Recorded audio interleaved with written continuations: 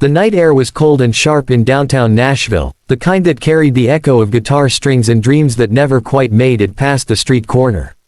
Beneath the flickering sign of an old diner sat a boy with a second-hand guitar and a look in his eyes that didn't belong to his age.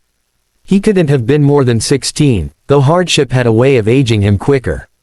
His name was Eli Turner, a quiet soul from a forgotten town, whose only treasure was that battered guitar and a notebook filled with songs no one had ever heard. He played for coins, sometimes for sandwiches, but mostly for something invisible, hope.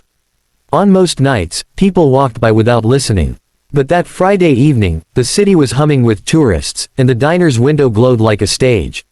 Eli sat near it, tuning the guitar carefully, his fingers cracked from the cold. He started to play a melody soft as a confession, the opening chords of Hotel California. At first, no one paid attention. Then a couple walking by stopped. A group of college kids followed. Within minutes, the crowd grew, drawn by the fragile, aching beauty in his voice. He didn't mimic the Eagles, he lived the song. Each lyric felt like a piece of his story. You can check out any time you like, but you can never leave. Eli's voice wavered on the high notes, not from weakness but from emotion. Behind those lyrics was a lifetime of loss. His mother had passed 2 years earlier, leaving him with a father who drowned his pain in liquor and silence. Music had become Eli's refuge. When the bills ran out and the house was gone, he took his mother's guitar, the same one she used to play on quiet nights, and left. Now, as the crowd gathered, phones came out. A woman in a red scarf began recording, her eyes glistening. She whispered to her husband, "Listen to him. He's not just singing, he's surviving." When the last note faded, there was silence. Then, applause, loud, thunderous, real. Eli looked up in disbelief, as though unsure if he'd dreamed it. A man stepped forward and dropped a $50 bill into the open guitar case. "Kid, that was better than half the shows on Broadway," he said. Eli smiled faintly, his voice small. "Thank you, sir. I just love the song." The man nodded. "You didn't just play it, you told a story." That night, Eli slept in an abandoned bus shelter with the money tucked safely in his shoe. He dreamed of his mother singing softly to him when he was little. He could still hear her voice saying, "One day, someone will hear you, Eli. Don't stop playing." The next morning, a miracle began quietly. The woman in the red scarf uploaded her recording to social media with the caption, "Homeless boy sings, Hotel California, like he lived it." By noon, it had 10,000 views. By sunset, it had 500,000.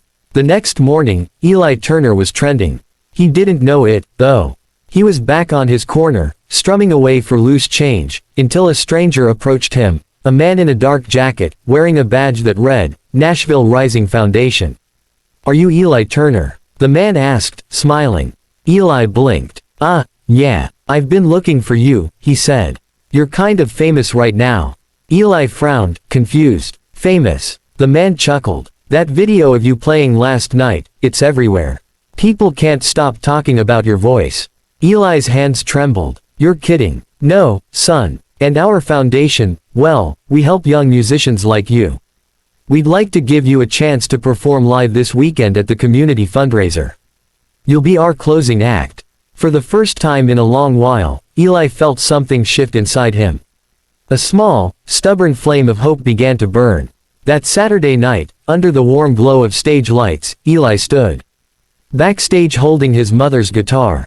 The crowd in the hall was massive, hundreds of people, cameras flashing, murmurs of excitement filling the air. His heart pounded like thunder. As he walked onto the stage, a hush fell over the audience. He took a deep breath, closed his eyes, and strummed the first chord. The familiar melody of Hotel California rang out, haunting and pure. But this time, he wasn't just singing for survival. He was singing for his mother. For every night he went hungry. For every stranger who walked by without seeing him. And somehow, everyone in that room could feel it. When he reached the line, some danced to remember, some danced to forget, his voice cracked, raw and real.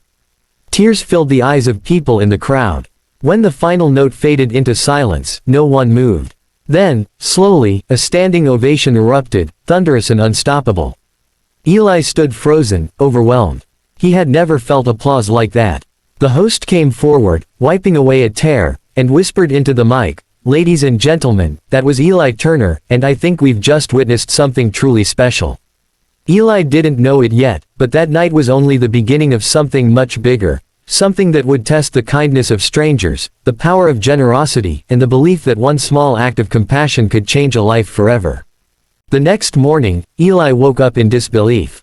For the first time in years, he had slept in a real bed, a small room the event organizers had arranged for him. The mattress felt too soft, too forgiving, like it belonged to someone else's life. When he looked in the mirror, he barely recognized the boy staring back. The reflection showed a tired face with hollow cheeks, yes, but behind those eyes flickered something new, dignity. Downstairs, the lobby buzzed with voices. Journalists waited with cameras, eager to meet the mysterious, poor boy, whose rendition of Hotel California had captured the internet's heart. The event manager, a cheerful woman named Marla, guided him gently through the chaos. "Just be yourself," she said. "They already love you." Reporters asked him questions about his past, his dreams, his mother. When someone asked how it felt to become famous overnight, Eli smiled shyly and said, "I don't really think about fame. I just play." The humility in his words moved them more than any rehearsed answer could. Within days, donations poured into the Nashville Rising Foundation on his behalf, thousands of dollars from strangers around the world. Messages flooded social media. "He made me cry. That kid reminded me what soul sounds like. Someone help him get a record deal." Eli didn't quite know what to do with all the attention. It was overwhelming, almost frightening. He found peace only when he was playing. Music was still his safe place, the only place that didn't ask questions. A week later, Marla approached him with cautious excitement. "Eli," she said, "you've been invited to perform at the Grand Ole Opry next month. Just one song. It's a charity showcase for rising artists. Think of it as your chance." Eli froze. The Grand Ole Opry, the dream stage of legends. "I'm not ready for that," he murmured. Marla smiled. "You already are." But as the date drew closer, doubts began to gnaw at him. The city was filled with professional musicians, polished and confident. He was just a kid who'd sung on a sidewalk. Who was he to stand among them? On the night of the performance, the backstage lights were blinding, the noise of the crowd deafening. Eli clutched his guitar so tightly his knuckles turned white. He thought about his mother again, how she used to hum while cooking, how she'd say, "It's not about being perfect, Eli. It's about being real." When his name was called, his heart stopped. The announcer's voice boomed through the speakers. "Please welcome, all the way from Nashville's streets, the young man who reminded us what music really means, Eli Turner." As he stepped into the spotlight, something unexpected happened. He froze. His hands shook. The crowd seemed impossibly large. The guitar strap slipped from his shoulder, and the audience gasped. He picked it up clumsily, cheeks burning. A few sympathetic claps echoed, trying to encourage him, but his vision blurred. For the first time since his mother's death, Eli felt completely alone again. Then, from somewhere near the front row, a voice shouted softly, "You've got this, kid." He looked up. It was the same man from the diner, the one who had dropped the $50 bill into his case that first night. He was smiling, eyes warm with recognition. "Play it the way you did then," the man mouthed. Eli took a deep breath. His trembling fingers found the strings. He closed his eyes and began to play. The first chord was shaky, the second more sure. By the third, he was lost in it, lost in the story only he could tell. He sang Hotel California once more, but this time slower, rawer, like a confession whispered to the world.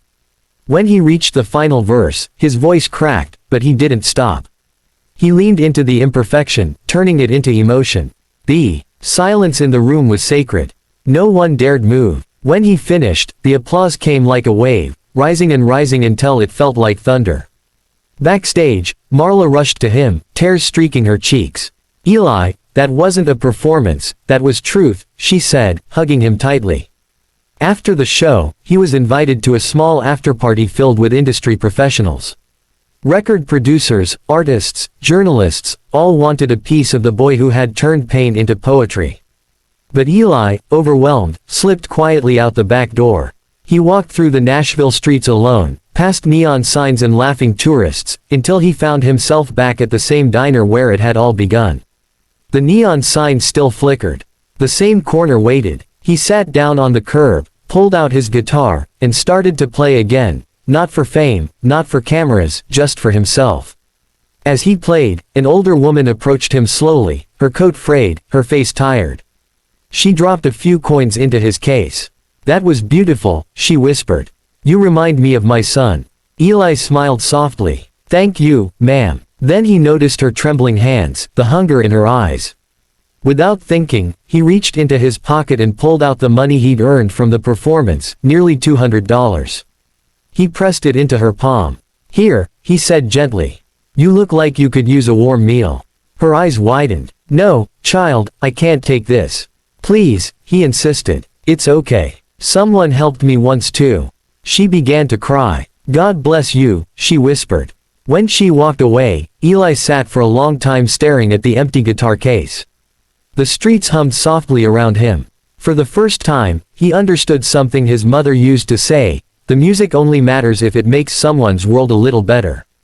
And that night, as he strummed quietly beneath the stars, he realized that maybe, just maybe, his mother was listening. What he didn't know was that the moment had been witnessed again. A young journalist leaving the diner had seen him give away his earnings and filmed it discreetly. The video was uploaded the next day under the title, "Famous Street Singer Gives Away Every Dollar He Earned." By morning, it had millions of views. But this time, something even greater came from it, something that would not only change Eli's life but inspire an entire movement built on compassion, generosity, and the belief that no one is too small to make a difference.